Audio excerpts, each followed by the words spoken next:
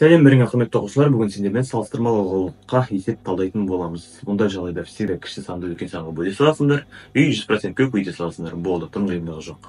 Қараңдар, ауа температурасы 19 градус, шық нүктесі 8 градус дейді. Ауаның салыстырмалы ылғалдылығы дейді. Салыстырмалы ылғалдылығы деп жатса, температураға бермейміз. Қараңдар, мына жерде тығыздықты көрсетіп тұр. Осының кішісін үлкеніне бөлеміз, үй 100% көп өйте саламыз. Болды, есеп жолын жасалады. Қараңдар, 8,3-ті бөлесің, 16-да 3-ке, үй көбейтесің 100%-ке. Сонда сендерде примерно 50,9% шығу керек. Есептің жауабы осы.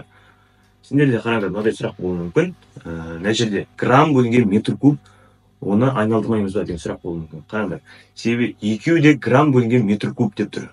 Яғни мына жерде мен айналдырсам да бәрібір екеуі қысқарып кететін еді. Оның минус 3 дәрежесі, нағада оның минус 3 дәрежесі деп шығаратын болсам, бәрібір екеуі қысқарып кетеді. Ондай жағдайда оны кері айналдырып, кері қысқартып, уақыт құртып жатпаймыз.